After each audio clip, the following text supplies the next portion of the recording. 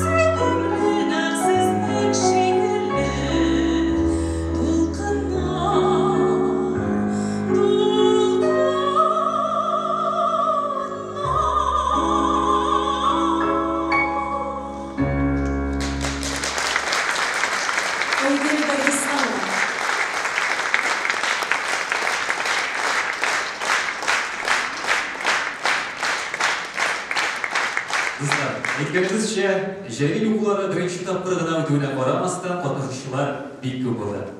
3 китапка 976 видеоязма һәм сүрәтләр кабул ителде. Марсель, бу урында миңа калса, тамашачыларга аңлатып үтү кирәк булыр. Үз җирлекләрендә уңышлы чыгыш ясап, бәйгенең икенче этабында урын алучыларның видеоязмалары һәм иң яхшы рәссамнарның эшләре 3нче этапка Бөтен дөнья татар конгрессына килеп иреште. Һәм 3 көн дәвамында мәртәбәле жюри әгъзалары әлеге видеоларны, әлеге эшләрне бәяләде. Хөрмәтле тамашачылар, әйдәгез жюри әгъзалары белән дә танышып үтик. Жюри рәисе Әзһәр Шакиров, Галиәсгар Камал исемендәге Татар дәүләт академия театры актеры, Татарстан һәм Россиянең халык артисты, Татарстанның Абдулла Тукай исемендәге дәүләт бүләге иясе. Ркаил Зәйнулла, татар язучысы, шагыйрь, прозаик һәм публицист. Татарстанның Абдулла Тукай исемендәге дәүләт бүләге һәм Муса Җәлил исемендәге республика премиясе иясе. Татарстан язучылар берлеге әгъзасы. Дәниз Шакиров, филология фәннәре кандидаты, Бөтен дөнья татар конгрессы башкарма комитеты җитәкчесенең беренче урынбасары. Кадрия Идрисова, Аккалфак Бөтен дөнья татар хатын-кызлары иҗтимагый оешмасы рәисе, филология фәннәре кандидаты, Россия Федерациясының халык белән мәгърифәт итчеге, Россия Федерациясының халык педагогы билгесе иясе, Татарстан Республикасының атказанган социаль яклау хезмәткәре. Инсан Абдулла, телевидение дикторы, алып баручы Казан театр һәм музыка укучылары булган Татарстанның атказанган артисты. Ленар Шейх, татар шагыйре, журналист, галим, Татарстан китап нәшриятының баш мөхәррире, Татарстанның Муса Җәлил исемендәге республика бүләге иясе, Татарстан язучылар берлеге әгъзасы. Алкышларыгыз, дуслар. Шәрәфле жюри әгъзасы Эмиль Табипов, Галиәсгар Камал исемендәге Татар дәүләт академия театры актеры, Татарстан Республикасының атказанган артисты, Татарстанның Муса Җәлил исемендәге республика бүләге иясе. Мөдәррис Минхаҗов, рәссам, педагог, Татарстан рәссамнар берлеге рәисе урынбасары, Татарстанның халык рәссамы, Шамил Бикчурин премиясе иясе. Резида Салахова, Карантин жюри исемендәге Татар дәүләт драма һәм комедия театры актрисасы, Татарстанның Муса Җәлил исемендәге республика бүләге иясе. Хөрмәтле дуслар, менә хәзер инде Җәлил укулары фондлары әдәби бәйгенең җиңүчеләре белән дә танышыр вакыт килеп җитте. Сәхнәгә без 3нче дәрәҗә лауреатларын чакырабыз.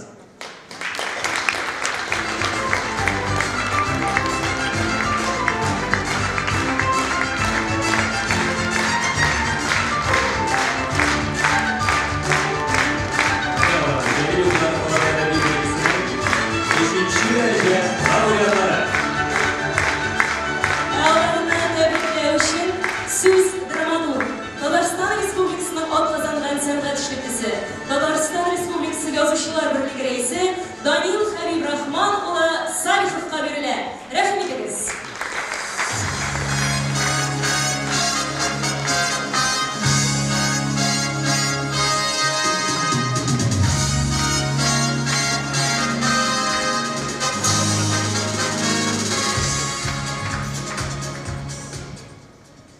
Балалардан башлыйм әле. Не әйтсәм дә, бүген балаларыбыз бәйрәме. Хөрмәтле мөгаллимнәр, мөгаллимәләр, ата-аналар, һәммәгезне бүгенге олуг бәйрәм белән котлыйм.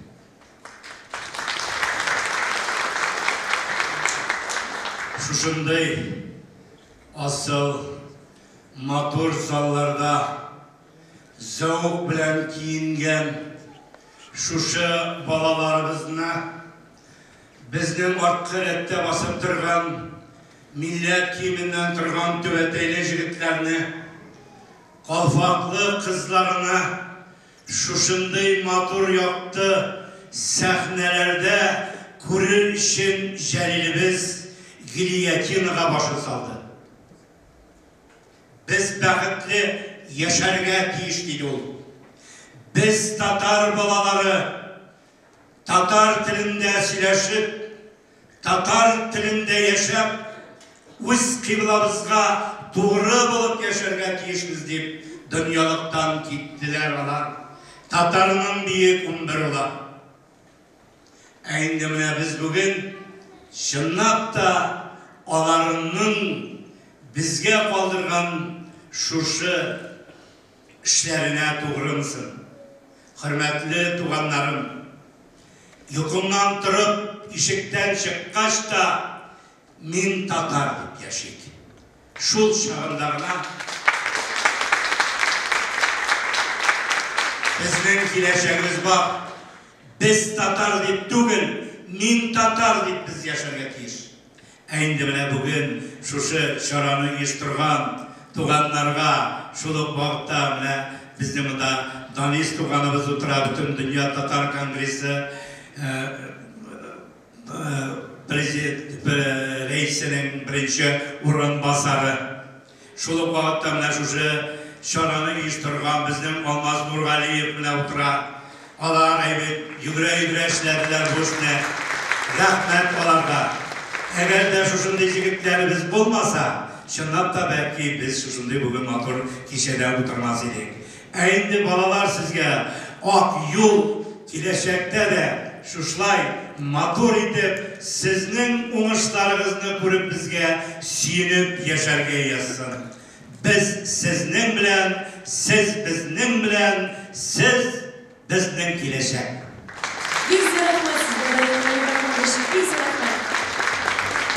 Hürmetli katılımcılar, 3. derece laureat vakilleri ederiz fotoğraf düşük. İlgilik menajı biletlerden uyuşturucularla da bağlı olalım. Alkışlarımızla 3. derece laureatlarla. Değerli balalar, Allah'a teşekkür ederiz. İstelikle kömek foto. Bugünkü gün мәңгелеккә күңелегезгә уелып калсын. Әгәр тагын бер тапкыр тылмайын әле. Сез чыннан да бик зур бәйгенең, аллы-бара бәйгенең җиңүчеләре. Котлыйбыз сезне тагын бер тапкыр. Шу алкышлар барлык сезнең өчен.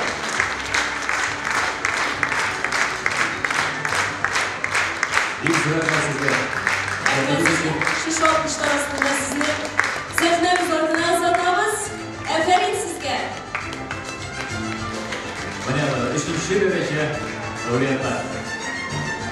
Endi sahnaga beygi laureati bizning Birlashgan Arab Amirliklaridan kelgan vatandoshimiz Sofiya Hamidulina Xosha Mustajabin qizi Ramash.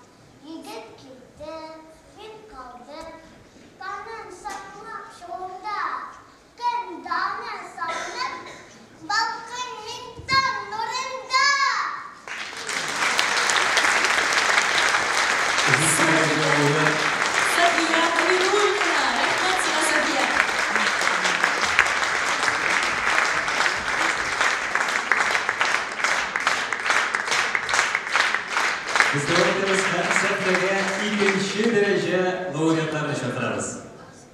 Hurmatli җиңүчеләребез, рәхим итегез сәхнәбез түренә.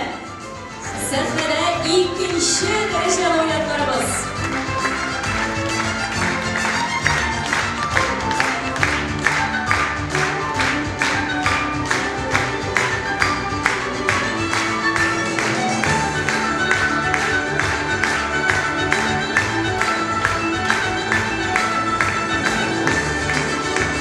Котлау үшін сөз бүгін біздің бәйгемде қатнашқа алмаған әмі өзлерінің фикірлері, тегін текстlerімен жеткірген жюри рейсі Сәрәуи Шакировқа һәм жюри ағзасы Эмиль Талиповқа берілді. Игътибар экранға.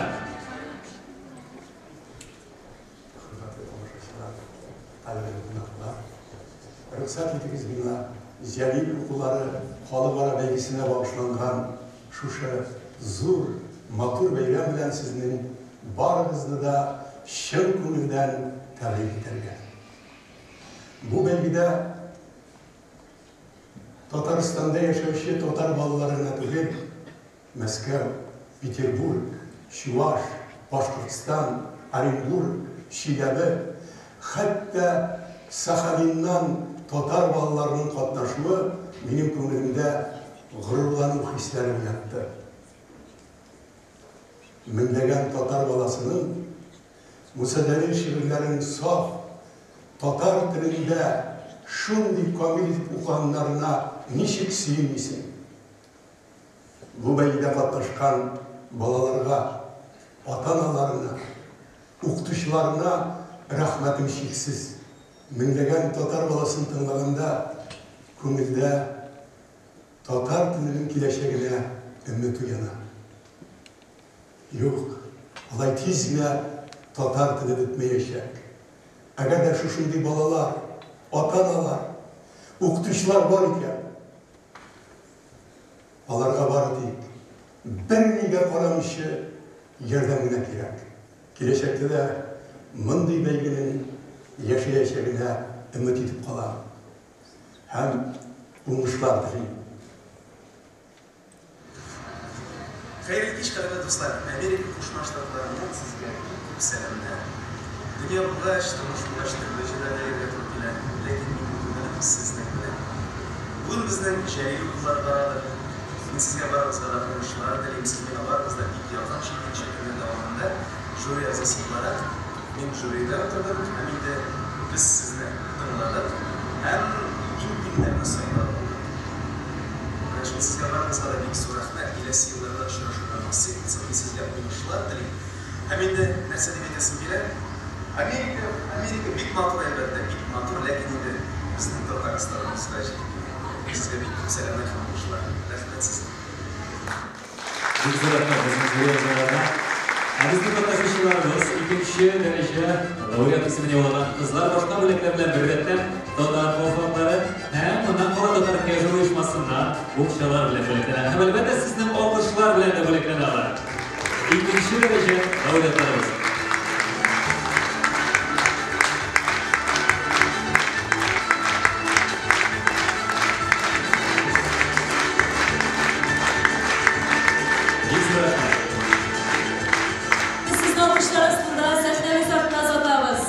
Бик зур рәхмәт сезгә, җиңүегез белән дәвам тапкыр котлыйбыз.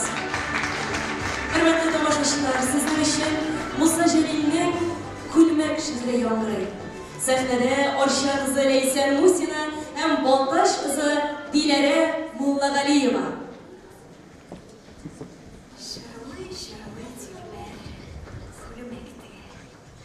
Кулларында көмеш инәсе, җырлар түгел, җилләр җитә алмас.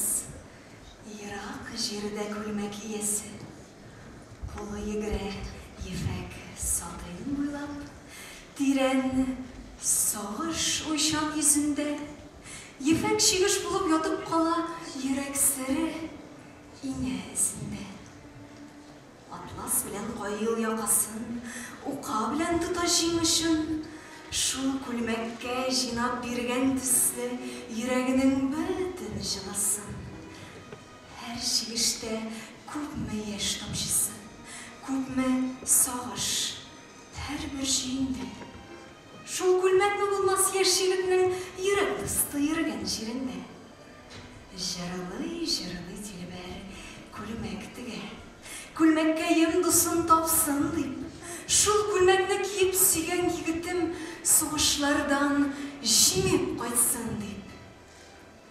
Тагын бизәк, аннан күлмәк әсәр, тик тагысы калачакларын көлексерәп дилбәр карап тора, үз эшенә үзе сокланып.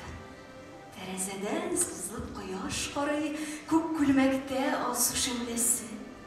Кояш булып күлмәк үтәсеннән күренә төсле егет гәүдәсе. Ашыгып шунда берәү килеп килде. Хат тоттырды Дилбәр кулына. Хатта язган. Егетең батырларча үлде дип сугыш кырында.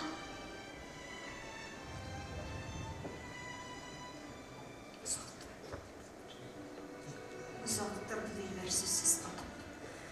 Каны качты юка ирненнән, тик күкрәге еш-еш күтәрелде күл тибрәнгән кебек шил белән. Юк, ышанмыйм, диде. Тавышы чыкты. Калтыранып, авыр күрсенеп, ике генә тамчы яшь атты. Гөл чуклары төсле керфегән. Аннан соң тиз-тиз пөхтә итеп, төрде дә ул зәңгәр күлмәкне.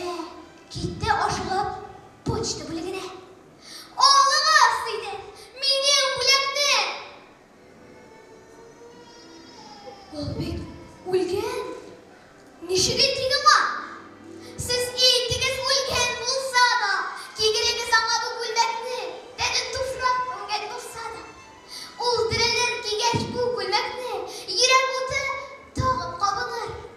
Мин бит аны сөйдем чын күңелдән. Мин бит аны көттем сагынып. Таңмазлар аны. Сөйгән кызның сүзләре шандыр кебек күренде. Һәм күлмәкне илтеп яшь егеткә кигерделәр. Егет терелде. Кояш калка. Дилбәр тәрәзәдә ул ашкынып көтә сөйгәнен. Егет кайта. Йөзе кояш төсле. Üstündə zəngər күлмәге. Әкиятме бу? Әйе. Тик әйт миңа, йөрәгемнең назлы иркәсе, син түгелме? Сөю нурым белән кабузучы гомерем иртәсен. Азмы күрдем окоп баларында. Мин үлемнең кыргый биюен. Йөз үлемнән мине тартып алды. Синең керсез кайнар сөюен. 100 үлемнән калдым, 100 үлемнән. Терелеп бастым аякларыма. Яшең белән чиккән күлмәгеңне киеп кайттым. Менә яныма. Ләйсән музыка әмгиләре Муллагалиева.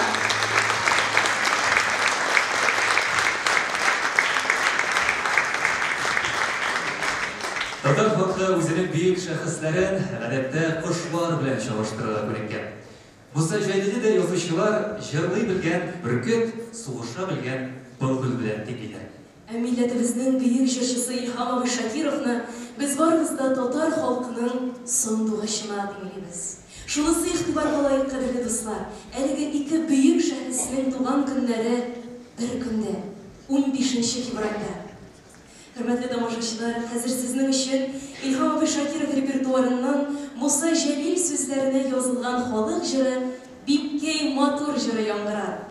Башкара Илгиз Мөхетдинов.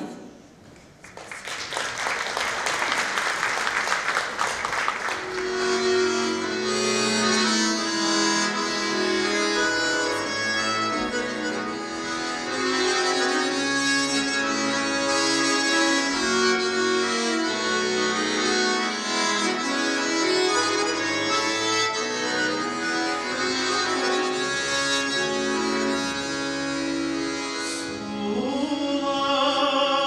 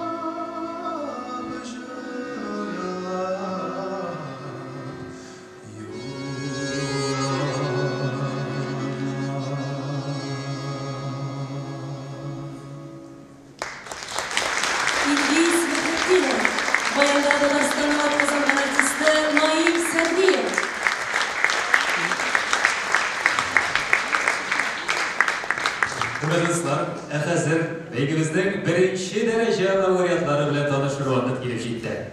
Kulminatsion mezgil do'stlar, alqishlarimizni qizg'anamiz, qarshi olamiz. Sahnada birinchi daraja laureatlarimiz. Birinchi o'rinda qizlarda Rossiya rassomi nazariyachisi Saodat Shamsiddinov tomonidan yozilgan xalqaro qurilgan shulay qizlarda muvaffaqiyatlar da bo'lak edilar. İkinci o'rinda bizning birinchi daraja laureatlaridan qutlanish so'z Butun dunyo Tatar Kongressi boshqarma komissiyasi yetakchisi Tatariston davlat soveti deputati Rinat Zinduro'li Zakirovga beriladi.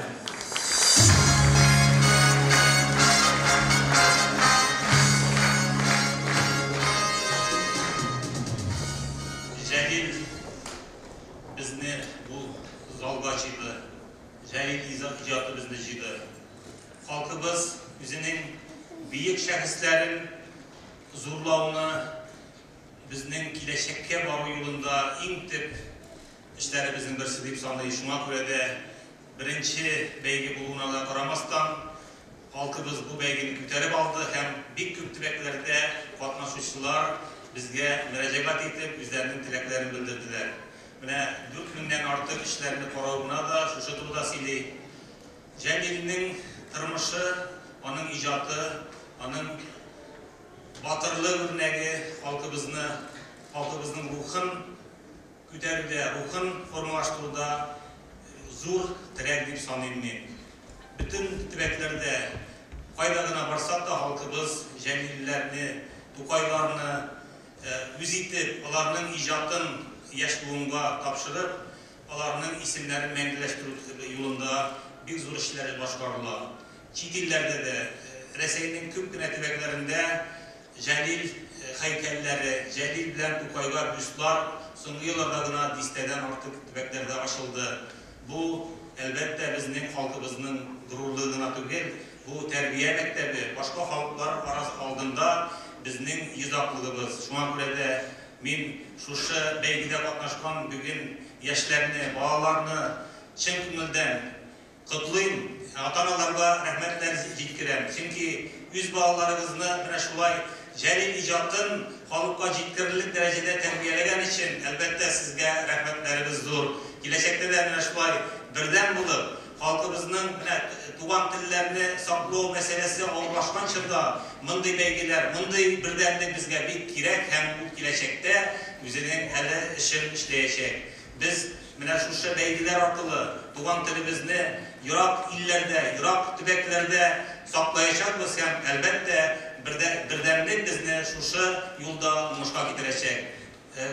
O'zingizni bayram bilan qutlayman ham kelajakda da shulay birdan bo'lib kelasi yillardagi belgilarda tag'inda ruhlanibroq, tag'inda ko'lamliroq shu belgilar uyushtir degan fikrda qolaman.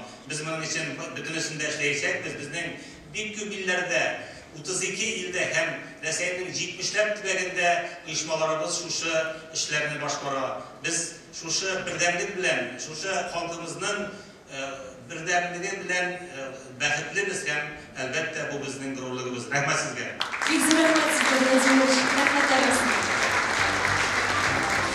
Hürmetlisler, Jalil Ular qo'llari adabiy belgisining bo'lakli ulushi endi shu fotoga tushish, hukumat fotoga tushish bilan nima bilan televiziyalarda tushiladi.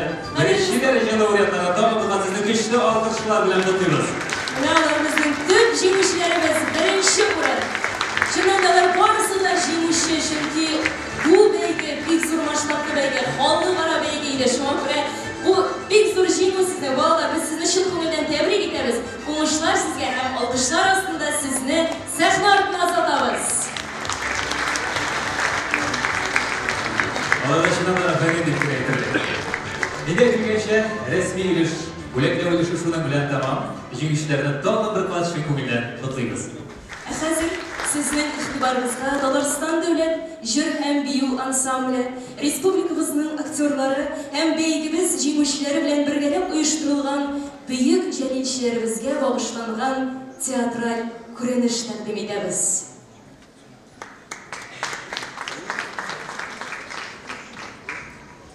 месяц. Меня месяц.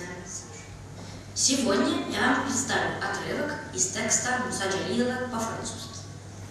Il y a une raison particulière qui fait que l'œuvre poétique du fils du peuple tatar, Moussa Jalil, est connue en Belgique. Le poète n'a jamais visité le royaume de Belgique en personne, mais il y avait toutefois un ami fidèle, André Timmermans. Durant la Seconde Guerre mondiale, celui-ci, tout comme Moussa Jalil, était enfermé à la prison de Moabit à Berlin. Le Belge a réussi à rentrer au pays, et au péril de sa vie, il a respecté la demande de son cœur. Il a réussi à préserver son testament poétique.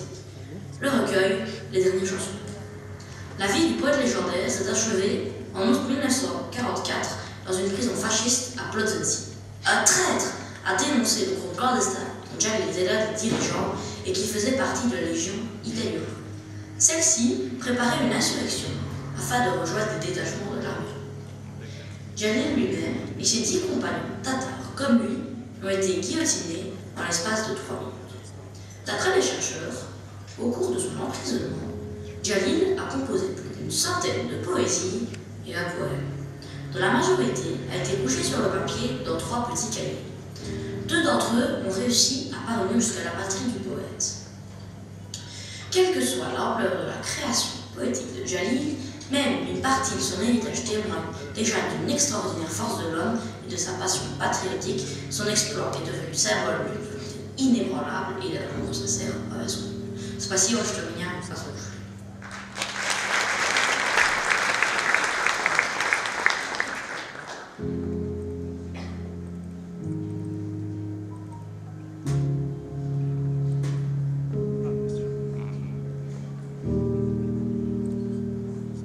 Әлеге дәфтәрне кулына алып укучыга.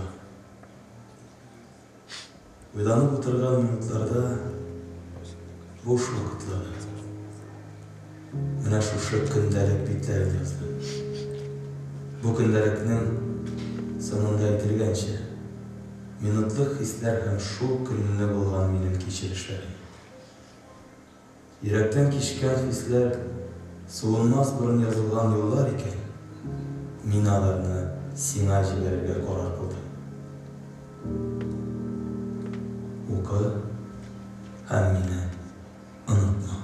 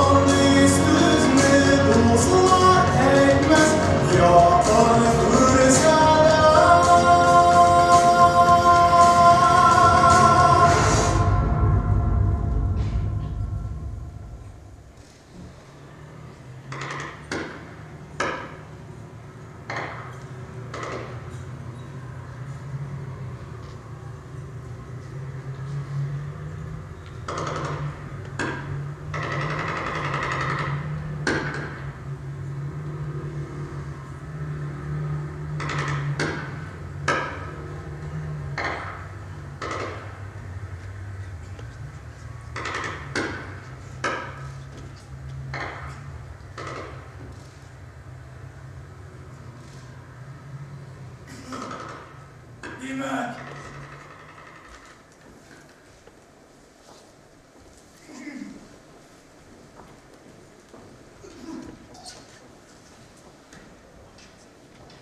Demek mi nesillikten?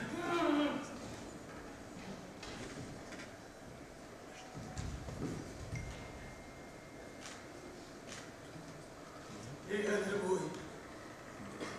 Başıma da kırıp karamama gidelim.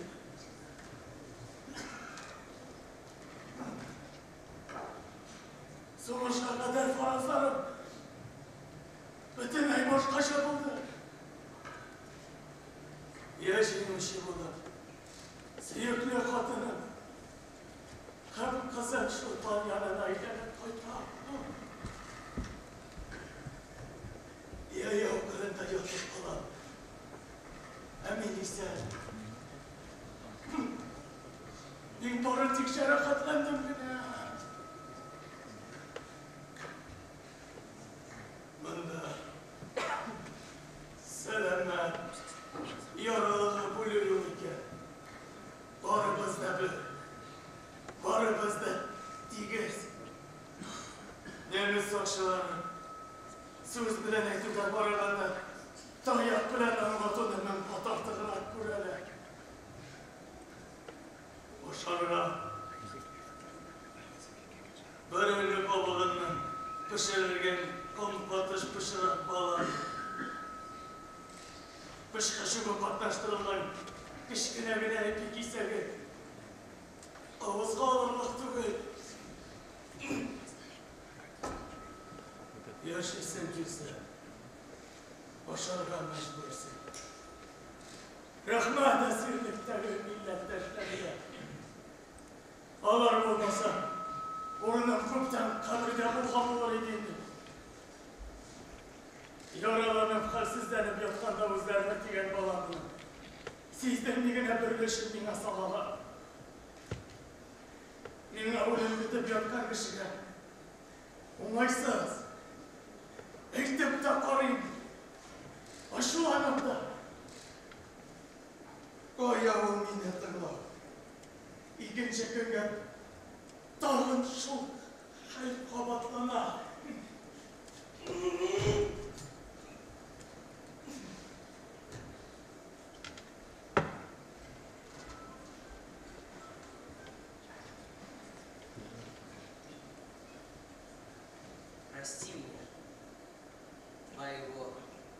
рядового. Самую малую часть твою. Прости за то, что я не умер. Смертью солдата в жарком бою. Кто посмеет сказать, что я тебя предал? Кто хоть в чем-нибудь бросит упрек? Волков свидетель, я не струсил. Пылинку жизни моей не берет.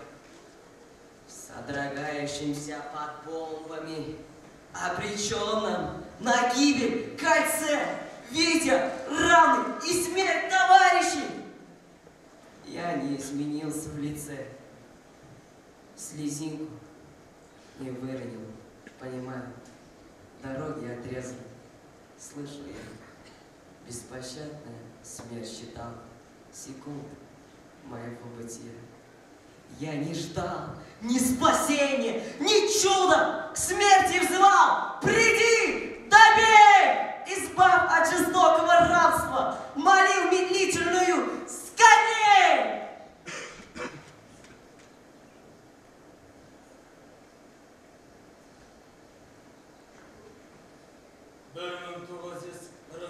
Елның октябрында бізді Польшадан Демблин крепостін алып келділер. Мында да қала жайып қаршы алушы болмаған. Біздің оранжеріде болмаған. Таш еденге саламда жайындагы казематтарға кірді тұтырылар. Орын жетмегендер 10-15 градус салқын түнлерді урамда қонарға мәжбүр болды. Халық қырылдырын.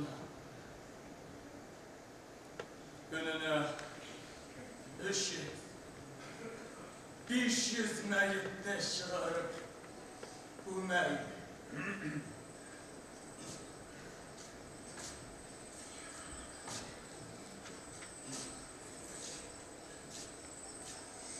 Lakin ноябрь aylarında лагерде өзгеріштер başlandı. Нишавай супырдаган әсирлерді юындырдылар. Ашау біраз яқшырды. Соңырақ біздің милләтіміз бойынша түркімлерге біле башладылар. Лагерде немецлар отанымызға қарсы күрескен әсирлер арасында легионерлар түсі деген сөз таралды.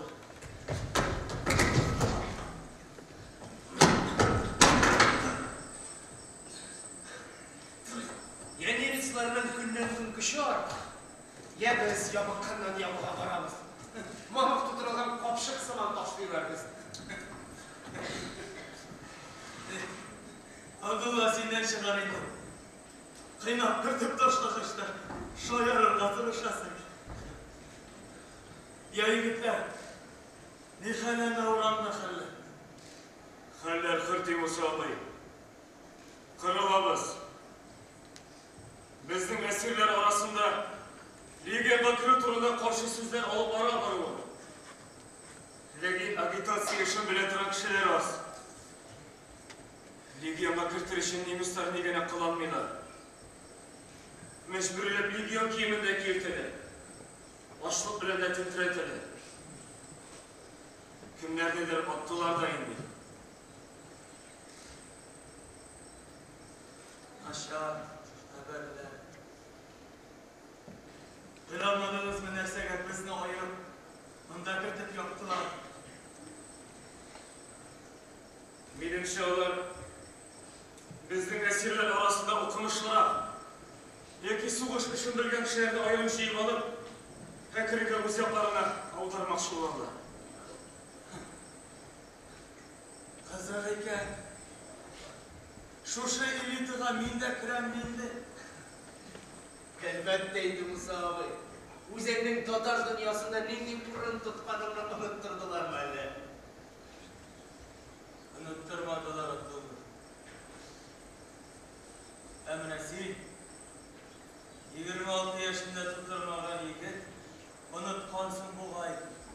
Минем мында Гомәров фамилиясы белән йөргән, ха?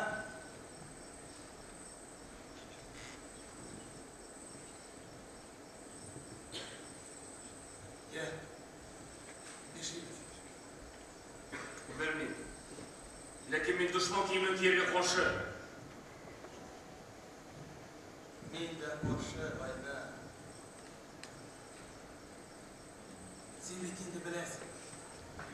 Немецлар миңа да үзләренә хезмәт итәргә тәкъдим ясадылар.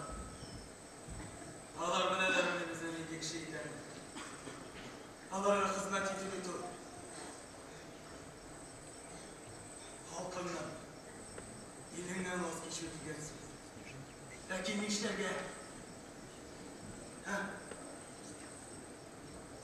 Бәлки безгә вакытлы шагына булса да легионер киемен киергә теләк. Сез, бошанлыгына тидермәле. Ашкана. Бәлки Абдулла дөрес әйтәде. Син әсәйдер, бусалды. Сине шулай кайрасыңмы? Әллә сине сатылдыңмы?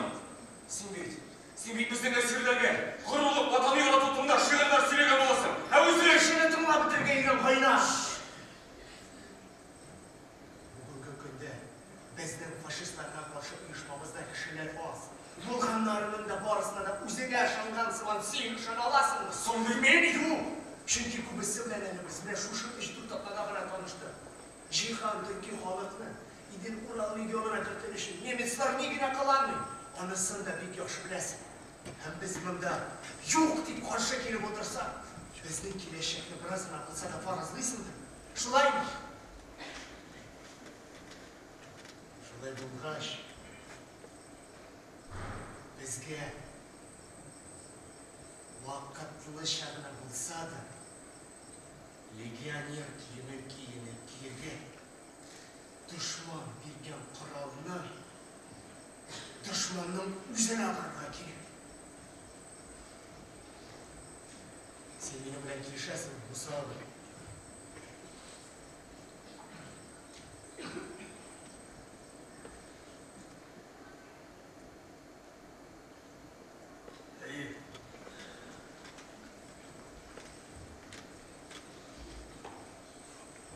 Син минем белән килешәсең, Гайна.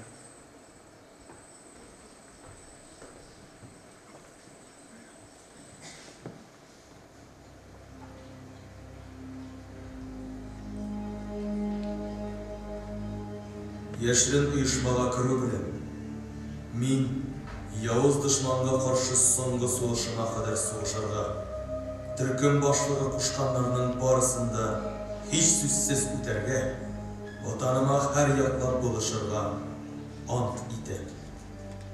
Кирәк икән, туган илем иминлеге өчен тормышымны да кызганмаска сүз бирәм.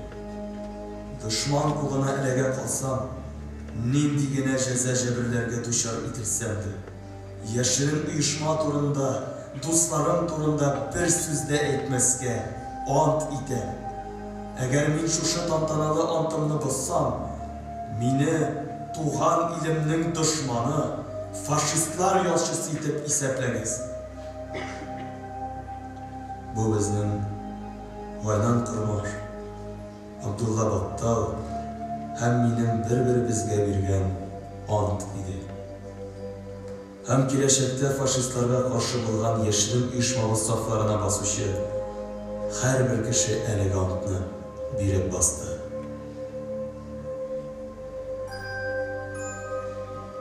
Сиңа миннән хәбәр китерсәләр, ул егылган арып дисәләр, син ышанма, бәгърем. Мондый сүзне дуслар әйтмәс, якын күрсәләр.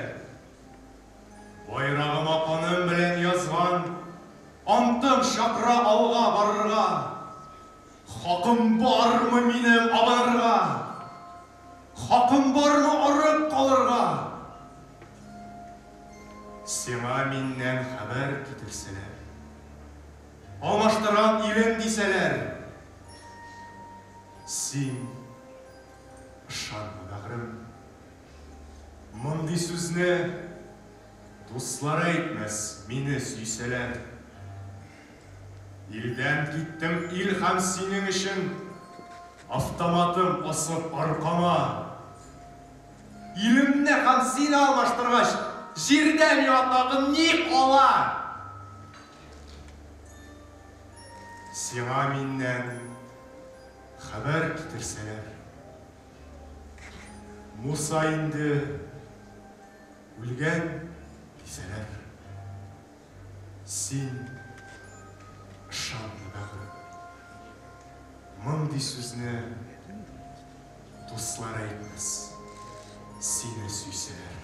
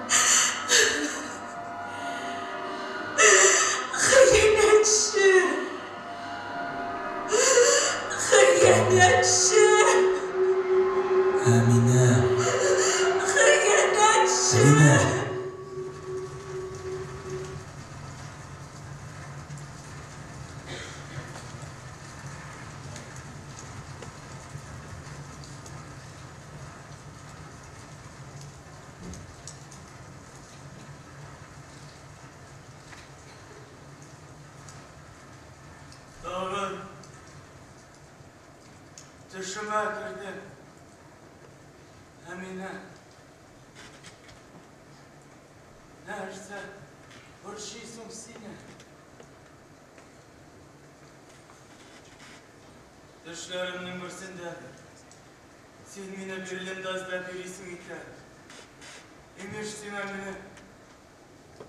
Ağula bitirge kuşkanla. Sen mine sizlep tapkaş. Ağının bürülüşünü bana verdin, bürülüşünü sana kaldırdın da. Ben yalnız tüge, beni dışta kütlerler, tezirek, yutlarını ben de yutam. Bir gavurlar bizi uysalarını gelip gülüleri var. Tezirek deyip yarsıya başladım.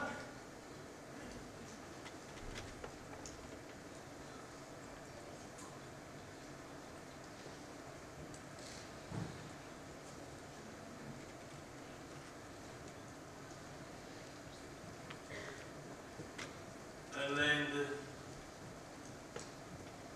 yine mesellik kelerge onunla böyle satlık canlı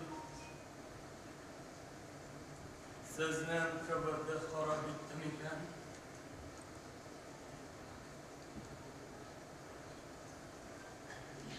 yok da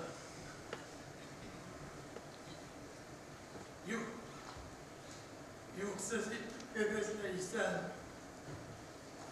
Sinde şurpanda siz isen ne? Siz bitmeyi aşamazsınız. Siz bitmeyi kütürsünüz, siz bitmeyi aşamazsınız.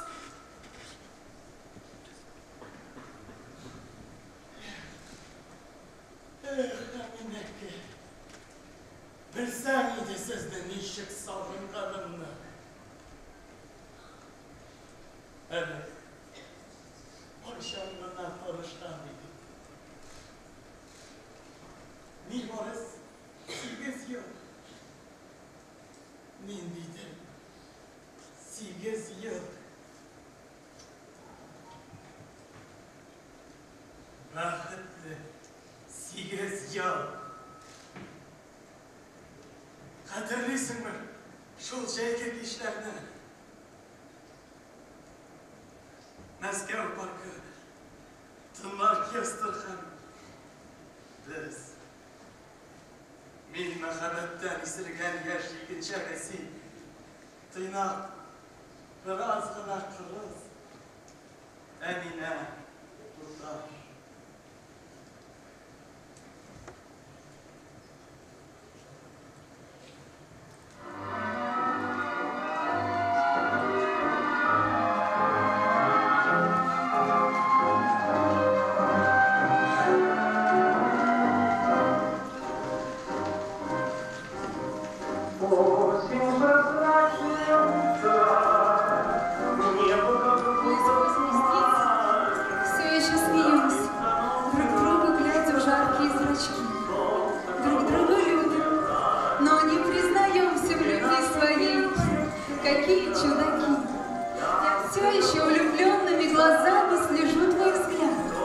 ловлю твои мечты.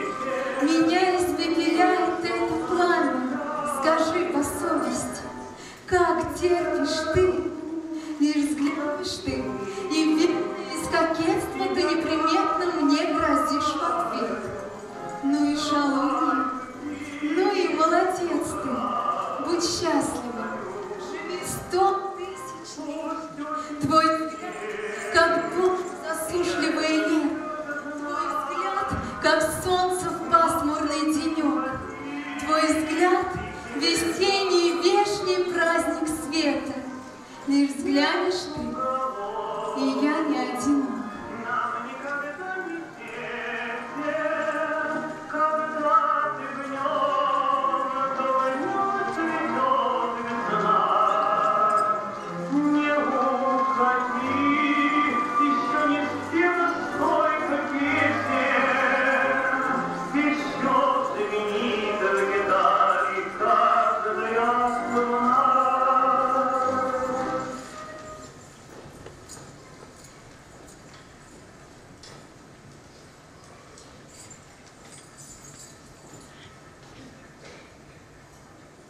Неге бұлай болды сыңайлы бұл?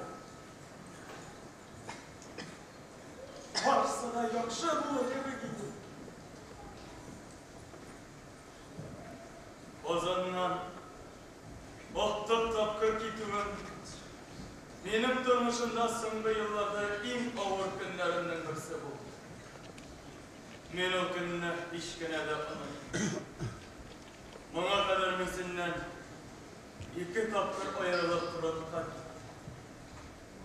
Ләкин соңғы кетуім ілікілеріне қарағанда 100 тапқыр ауырырақ болды.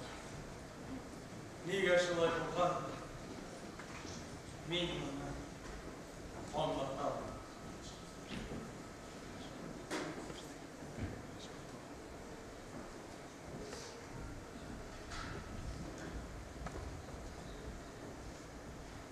Айырылышқан шақта йөрәгемне тутырылған сагыш кичерешләренең ниндидер сәбәпләрен күрмәгәнлектән, хәтта куркып, бу сине дә, сөекле шулпанымны да яңадан һич кайчан күрә алмавымны алдан сизенеп, яман сулым түгелмесен, дип шикләнә дә башладым.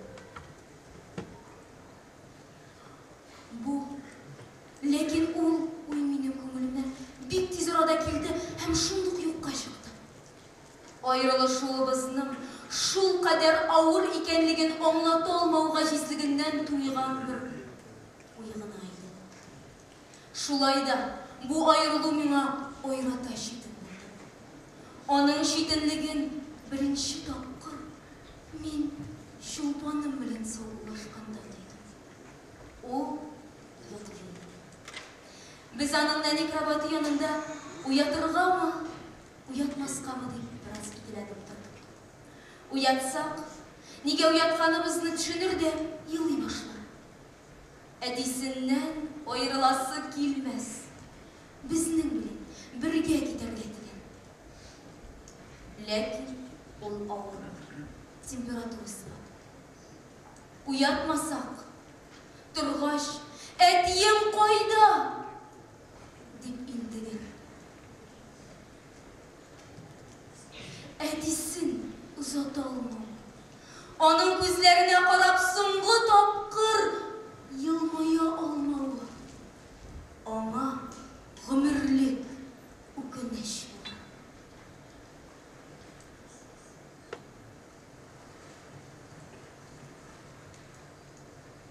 Без аны уятты. Баштауы bir nida anlamındırdı.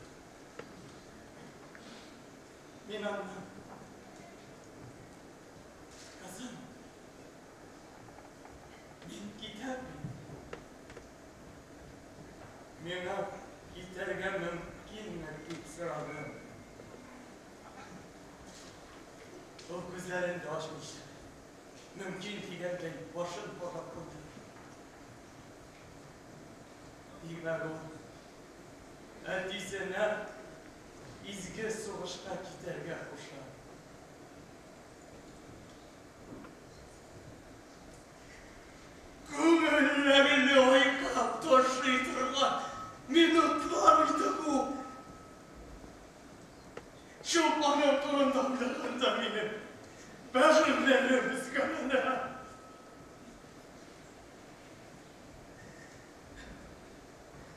Мин аны шул кадәр яратам. Бу ярату исә жер йөзендәге барлык үлемнәрдән дә көчлерәк. Әминәгә бер генә тапкыр булса да күрергә итеп итсезде. Әмин, шана, син дә минем турда уйлыйсың да, беркемнең дә сүзенә карамыйча, син миңа шанасың да, минем сиңа халкыма, илемә тугры булуымда шикләнмисеңдер. Мин шанам. Мин шанам. Әминә.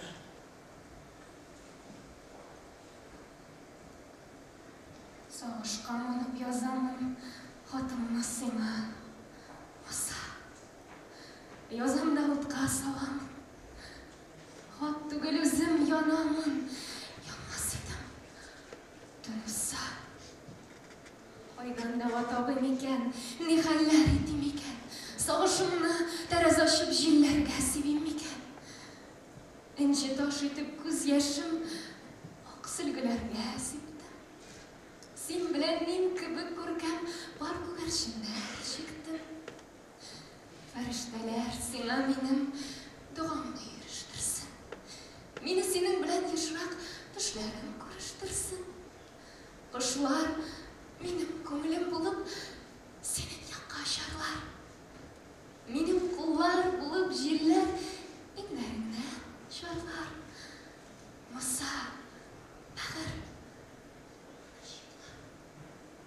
сиңа җырлар тартармын. Күңелем ташып түгелсә, тагын хатлар басармын. Ярый, Муса, сау булып тор. Курыктан беленә, мәңге син дип яуган, мәңге кигән, сине мәңге сөйгән Әминә.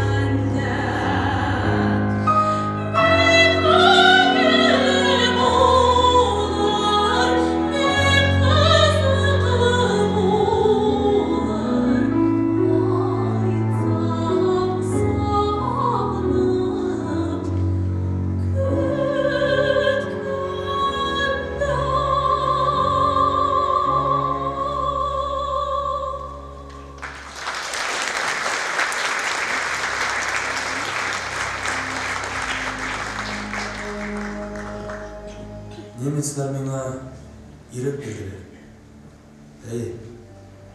Мин ирекле. Миңа хәзер эшләгән өчен хезмәт хакы түлиләр. Яшәргә квартирам бар. Телим икән кичләрен ресторанга барам. Ләкин бу ирек бик тә хәйләле тозак иде. Әлеге яхшы тормыш өчен мин әсирлектә булган ватандашларымны туган илемә каршы көрәшкә әзерләргә тиеш идем. Германия җирләрендә урнашкан төрле лагерьлардан, төрмәләрдән сәләтле ватандашларымны җыеп біз музыкаль капелла төзәргә тиеш идек.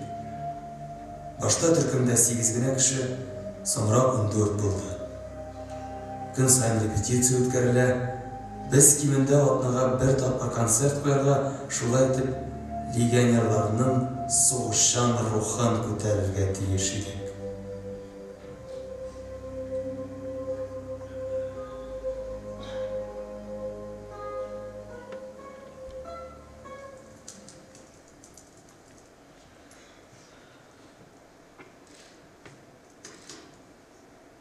Риза булды бит, Кормаш.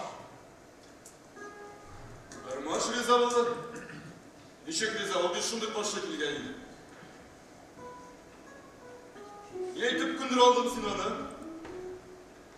Мин түгел. Үзе теләп ризалашты. Biz мәңгә салып үлчәп карагандыр. Дөресен генә әйткәндә, безнең беребезнең дә фашист киеменнән йөрисе килми. Ләкин музыкаль капеллага режиссер табырга кушылган. Гайнаннан да ышанычлырак режиссер кем? Яхшы хәбәр. Солтанбек турында нәрсә уйлыйсың?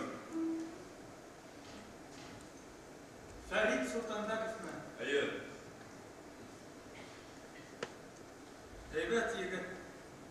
Шанышны да инде аклады.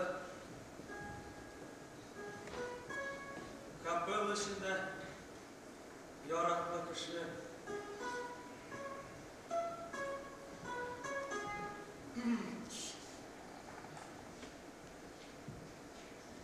Тизәлеп бетмәс инде бу кул, Яралаганнан күпме вакыт узды. Хаман. Мин әйтәм, насип булмас инде миңа капелла уйнау. Менә Фәриткә калыр мандолинада уйнау. Достым, кай вакыт үзеңне нинди һөнәр иясе икәнеңне онытып җибәрәсең.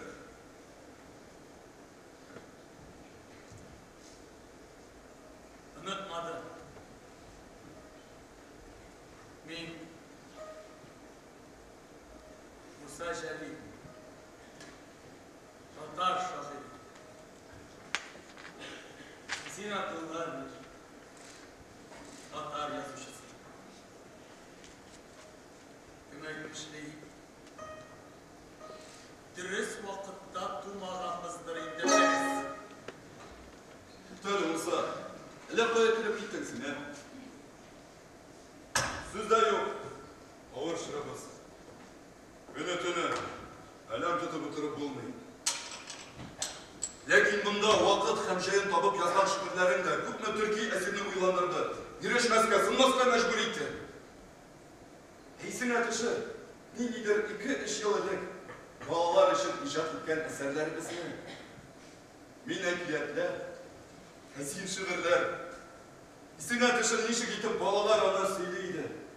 Кемдер кычкырып, бүлмәдәге тәрәзәләрне зәңгелдәтеп, кемдер сүзен онытып җибәрә иде. Сүзен оныта иде дә, елап җибәрә иде.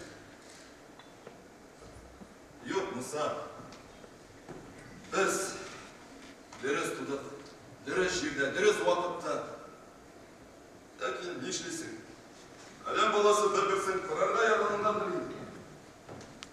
Şuna el uzak yaşımı yok bulanısı bilgesiz.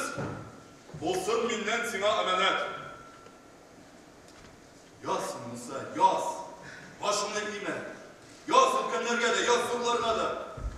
hem ayırmışa balalarga, bizning balalarga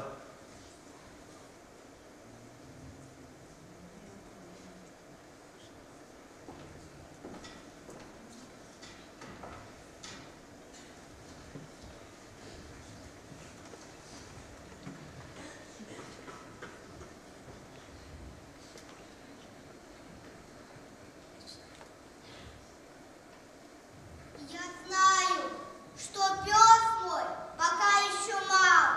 Ну что же, зато он смел и удал. Любую команду, какую не дай, послушно и точно исполнит Акбай. Не зря же упрям и зной, и в мороз военному делу учился мой пес. Он может и ползать, и смирно лежать, и ров перепрыгнуть, и голос подать. Ты ранен, тебе он доставит воды. Он может солдата спасти от беды.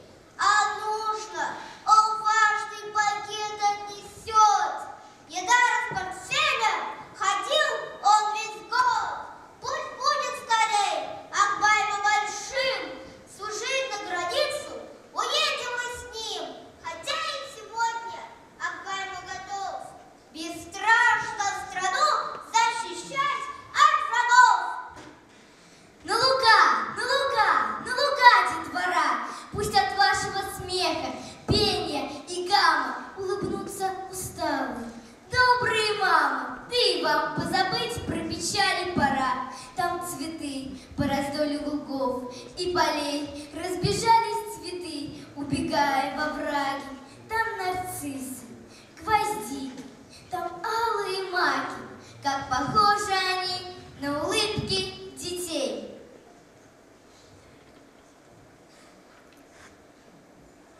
Мин күп күрдем филдей кешеләрне, киң күкрәкле, тимер бәдәнле, тик күрәсе иде, эше белән кеше булган инчен адәмне.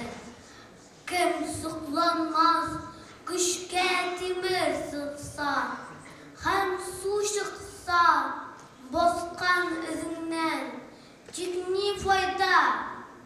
Кешең филдәй булып, эшең булса чыпчык тезеннән. Эзе калсын керсез намусыңнан, ни үтсә дә синең кулыңнан. Көчлелегең белән горурланма, кешелегең белән горурлан.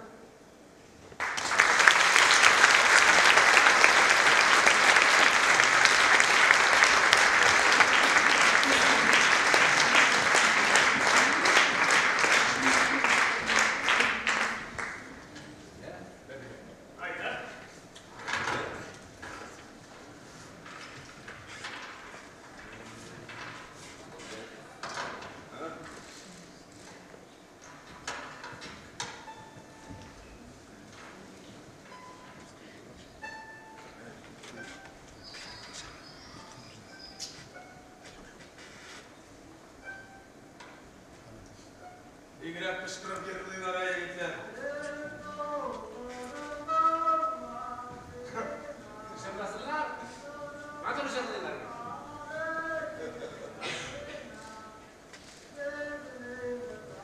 Құдай кышкырып җырлагач, татар телен белмәгән немецлар аңлый башламасыннар. Җырның сүзләрен ди.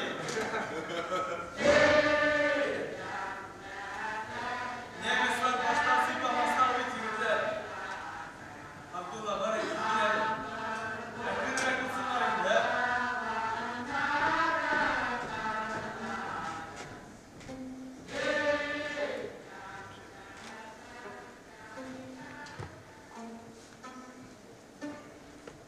Егетләр, Берлинда Шүрәле комедиясы уйнарга рөхсәт бирелде. Ой! Эшкә керешергә кирәк. Рольләрне бүлешергә. Шүрәле образын язганда Абдулла сине генә күз алдына китерде. Şabansın. Yok, parmaklarından asıldı. Eydi. Bu tırını Türkiye saldatlar aldığında dam kazandan aynen turmaş başlarırsın bir de. Oynarmaz bu sağlığı. Bu tırında şu dönesinde yosasın iken sonrası oynarlar izah. Mızallık. Şayan şürürler alıp filan diye. Ne kimsen? Abgiliyorsun abgili. Lakin şayan buldular mıkken atsında bir. Bana hazır tırnak kararsız yani.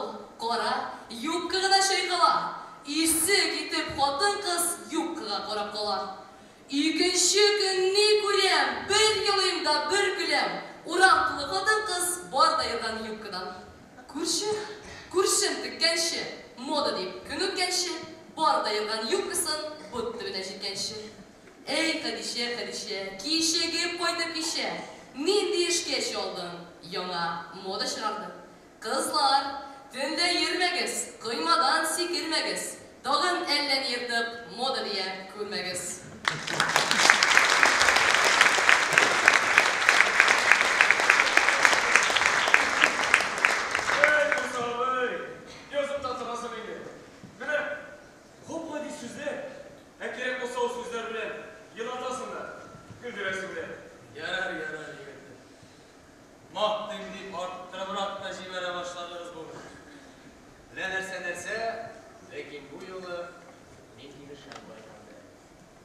Musavi. Mine vakitinde her bir mektepte okunan şurada. Men şiirlerimde Moskovda Oktyabr balası jurnallaşıp bereydi.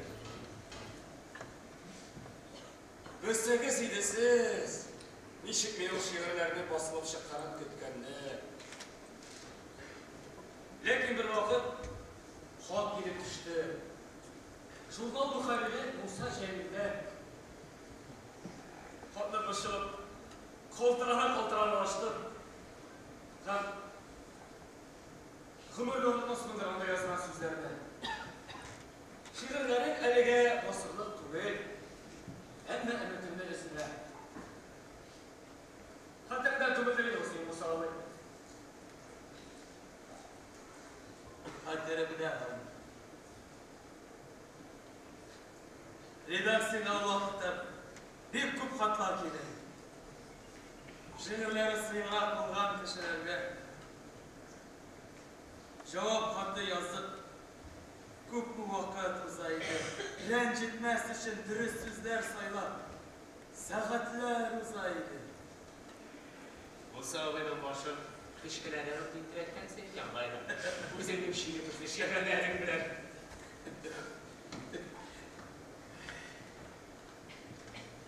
Yigitlar,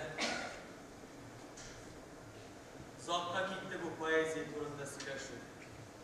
Şuranini de şitga qo'yib turing. O'zimizning ish turida сөйләшү kerak. Yaqinroq kelingizlar.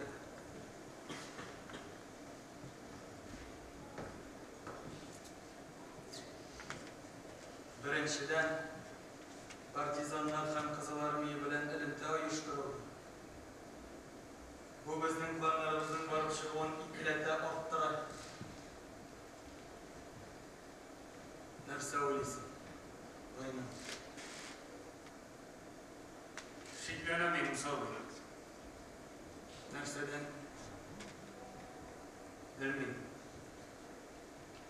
Tügel ayta olmayım.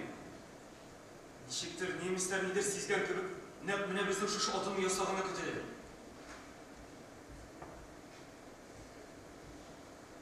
İki gün kaldı.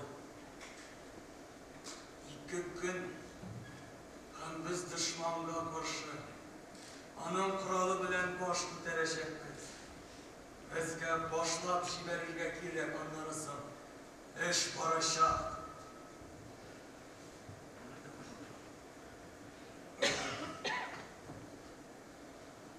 Yarar. Benim yigitler hazır.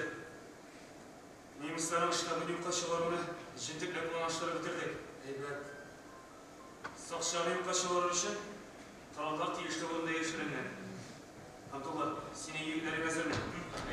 Yigitler, biz bittik. Bir narsalar borib chiqmayishib. Narsa bo'ldi? Kapella artistlarına barısına da oshxonaga, o'yin qurolari bilan repetitsiyaga kelerga qo'shildi.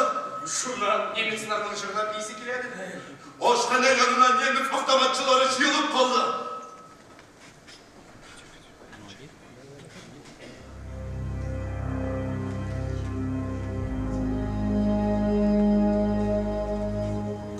Yılının 10 Ağustos. O günde Yedlin'de barlığı 30'dan artık kişini kolga aldılar. Nemisler yaşayan uyuşmanın tüm əhzələrini kolga alsalar da, biz başlayan iş devam etti. Bu haller nemislerin yarsıttığına, bizni türlü kameralarga koşirdiler. Sırav alılar gündən gün kırıslana vardı. Ayıl azağında Berlin'de havadan hücumlar yaşadı. Andi vaqtlarda türmə saqçıları bizni birgə yaba başladılar. Mında biz yanadan birgə idik. Yaqdaş dostlarımni isen-sağ kelish ko'rib, o'z tilimda tatarcha erkinlab сөйләшә алу eng rahat mezgillar bo'lgandir.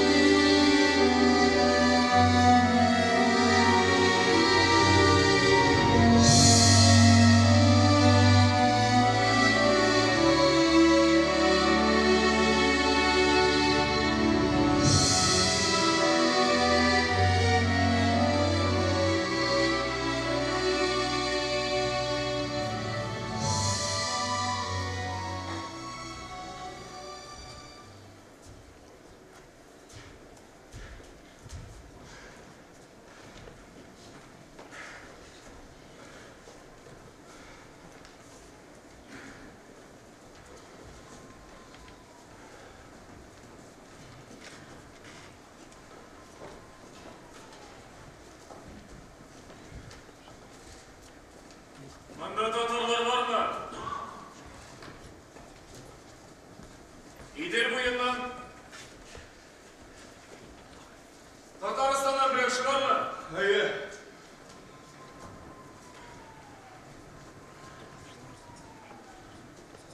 Исемің неше? Яптар. Габаш Шарипов. Абдулла Баттам. Ойнан тұрмаш. Бұл кішіні білесіңдер енді? Муса Жәлил. Муса Жәлил? Teşekkürler Musa. Yaxşı. Her halde yürüme kandan yokşura. Herhalde nersege kırtıp yaptılar. Nersege kırtıp yaptılar bile. Legion'un 3. batalyon sastavında 43. yılın şeyinde. Gün batış Ukrayna'da partizanlara karşı soğuşup жібергендер. Шунда барып түшкен достым Ғаббас Қадыр болды.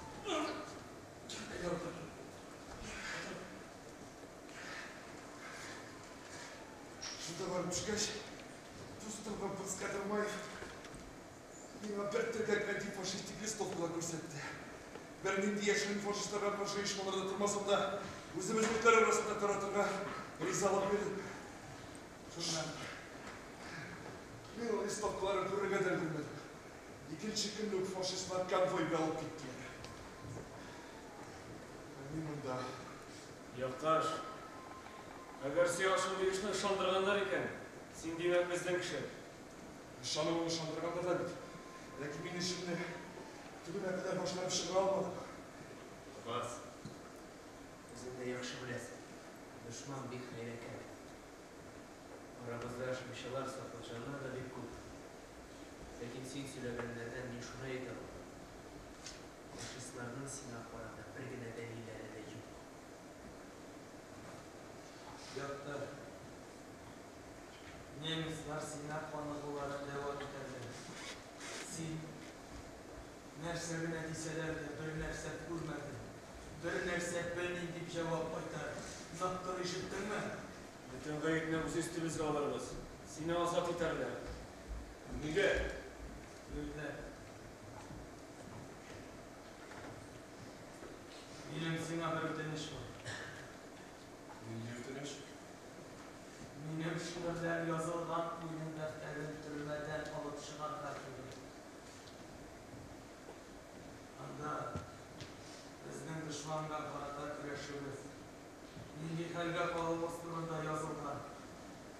Yazmışımız turunda turgan yakta da bölülerini tiliriz. Миңа шануыңыз үшін бик зур рәхмәт. Ләкин дошман кулына эләксен. Рәхмәтлек итеп эшләбез. Берәр җаен табарбыз борчылма.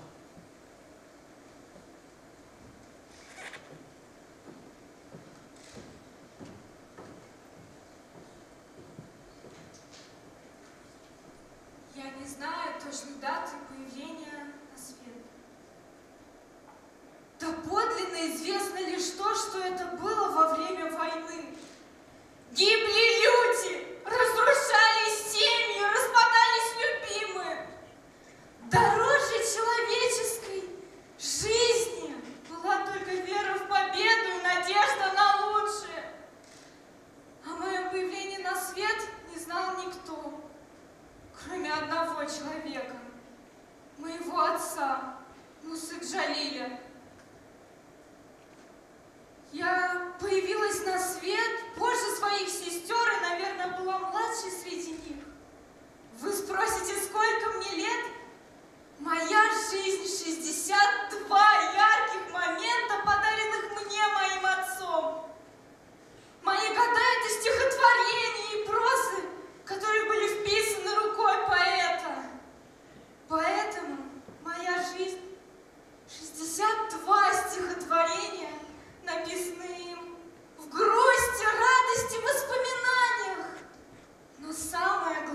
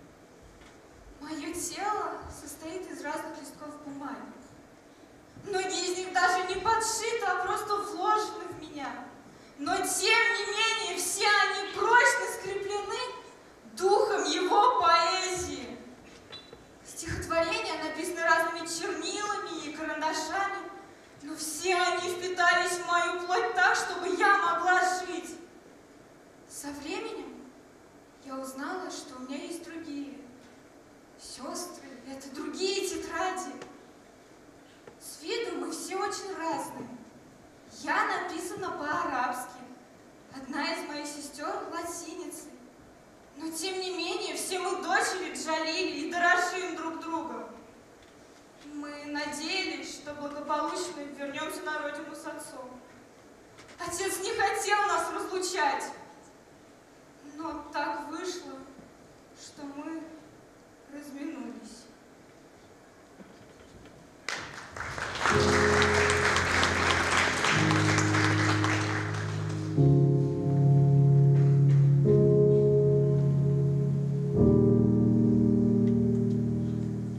Маннан 6 ай шамасы элек 12 февральда Германияның 2-нче империясында безне Россиядан 11 кешене үлем җәзасына хөкем итте. Ул көннәрдә үлем көтеп яшәсәк тә, хөкемдарлар җәзаларын үтәргә ашыкмады. Дөресен әйткәндә, шушы берничә ай эчендә бездә өмет барлыкка килә башлаган. Бәлки үлем тырнагыннан котылырбыз. Ләкин Шпандау төрмәсенә китергәч, әле буйлар шәлперәмә килде. Монда ишекләренә кызыл кайма белән әйләндереп алынган безнең исем фамилияле карточкалар беркетелгән камераларга аерып яптылар. Соңрак биредә утырган тоткыннардан бу камераларның үлемгә хөкем ителүчеләр өчен икәнен белдек.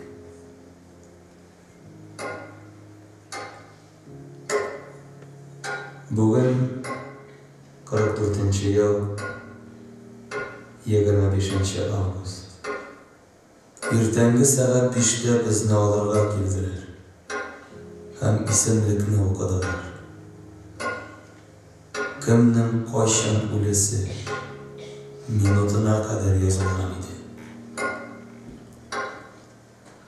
Гайнан Кормаш, Казахстан, 12 сәгать 6 минут. Фуат Сейфелмәлеков, Өзбекстан, 12 сәгать 9 минут. Абдулла Алиш, Татарстан, 12 сәгать 12 минут. Фуат Булатов, Башкортстан, 12 сәгать 15 минут. Муса Җәлил Гомәров, Оренбур өлкәсе, 12 сәгать 18 минут. Гариф Шабай, Башкортстан, 12 сәгать 21 минут. Ахмед Симаев, Пенза өлкәсе, 12 сәгать 24 минут.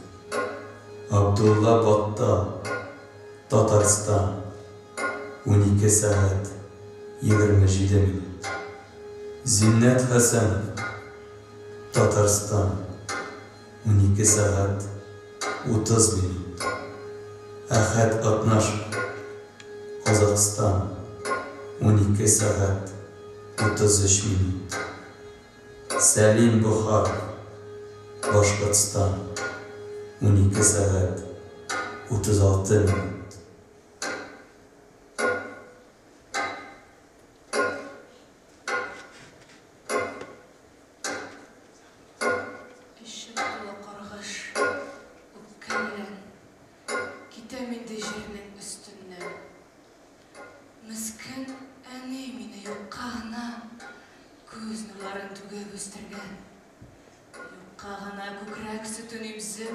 Бишек жырын жырлап тербеткен, дүниесіне нәфрет, қорғыш білен шықты ул жыр менің йөрәктән.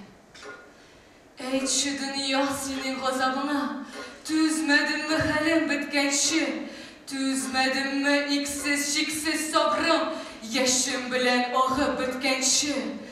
Һәр хәшәрәт җирдә теләгәнчә, суда yüzді, суда җибенде. Соңғы сулышымда да шылаталмын кипкен ирнімні. Мен көрмәдім дуслық. Дус урнына бұғау қысты мені құлымнан.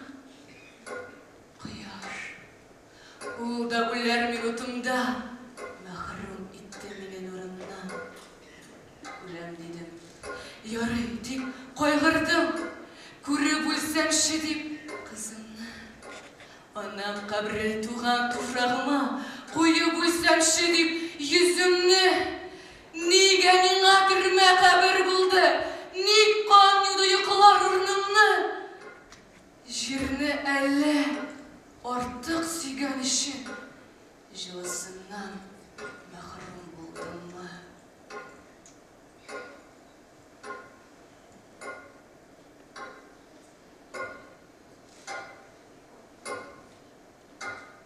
Соңгы минутлар. Шанасы да килде. Бер генә дә ышанасы килде. Әле яшисе дә яшисе иде бит. Бүген 1944 елның 25 август. Сағат 11-дә безнең камерага Молланы алып керделәр. Молла башта Алиш янына барып Коръән сузды. Абдулла кременә басты да кулы белән Коръәнгә кагылды һәм елап җибәрде. Әйе,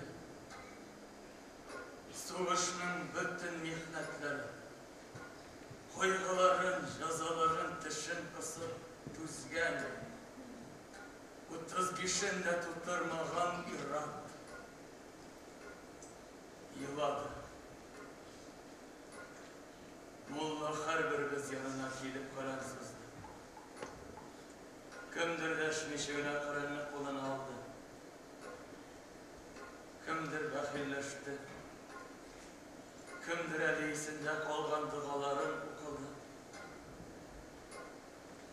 Иң соңгы булып Молла минем яныма килде.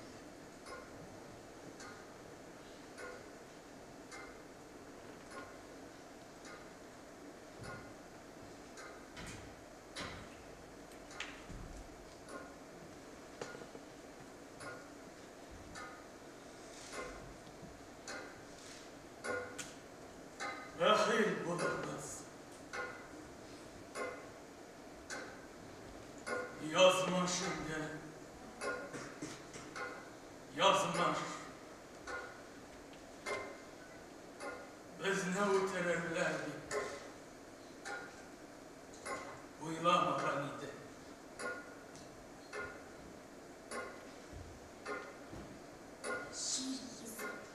Шундый киң, күңелле һәм якты. Тик төрмәм караңгы, ишеге йозаклы.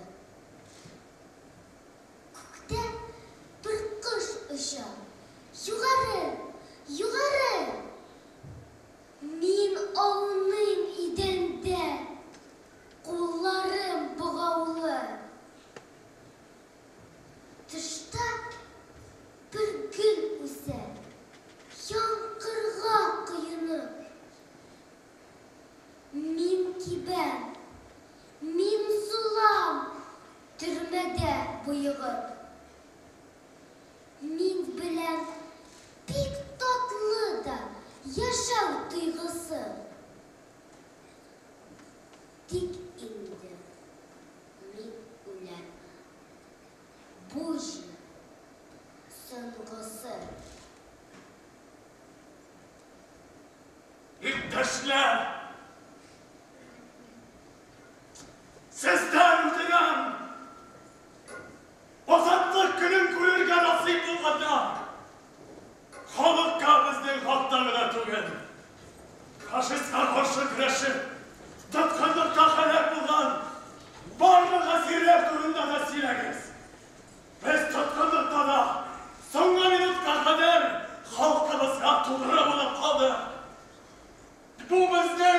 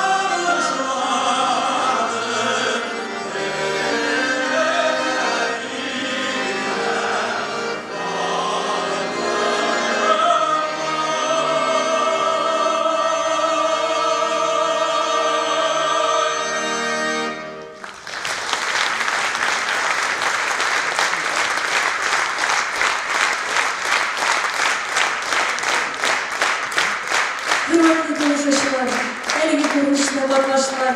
Tatarstan Devlet Jır hem Biyu Ansambli. Rollerinde Abdullah Kayısı'ndaki Etne Devlet Tiyatro Artisti Fayyaz Hüseyinov. Kerim Tinçurik ismindeki Tatar Devlet Drama hem Komediya Tiyatro Artistleri Salavat Habibullin, Bulat Zinnatullin, Zülfet Zakirov, Musa Jalil ismindeki Respublika Premisi üyesi Artyom Piskunov, hem beygimizin şiirçileri. Sınai avtori Olmaz Nurg'aliyev. Rejissyorlar Olmaz Nurg'aliyev ve Ayrat Hamedov. Hürmetli konuşuşlar, bugünkü kişimizde Jalil Okulları Xalqaro Edebi Beygi'nin negiz soluşusu, ideya avtori Vasil Abdulg'ayaz uli Shayxaziyevdan kelib erishgan qutlov xati bilan tamomlaymiz. Haligi qutlov xatida bunday so'zlar bor. Hurmatli millatdoshlar, kelgan qonaqlar ham Xalqaro Jalil Okulları Edebi Beygisi jinguvchilari. Boringizda bugungi bayram bilan ixlosdan tabrik etamiz. Siz bu turdagi Xalqaro Beygining birinchi qatnashchilari.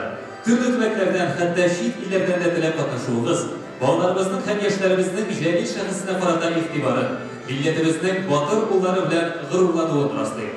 Shu bayga kelgan bolalarga, ularni azirlovchi pedagoglarga, adibiylarga rahmatimiz cheksiz. Bugun biz birinchi Jalil Okulları Xalqaro Edebi Beygini yumg'oqlaymiz ham ikkinchi xalqaro shoraga start beramiz. O'ngishlar sizga. Ehtirom bilan Tatariston Respublikasi Premier Ministri o'rinbosari, Butun dunyo Tatar Kongressi Milliy shura raisi Vasil Abdulg'ayaz uli Shayxraziyev. Qadrli do'stlar, hurmatli qatnashuvchilar, jinguvchilar, atiyalar, qadrli ustozlar, ham kelgan qonaqlarimiz. Shuning bilan bugungi kechamiz oxirina yaqinlashdi. Sizga esenlik, sog'lik, mushlar tilab, beygimizga uzun umrlar tilab, sizning bilan sog'lashamiz. Barchalarga e'tiboringiz uchun zo'r rahmatlarimizni bildiramiz. Jalil Okullarida kelasi uchrashuvlarda qilib.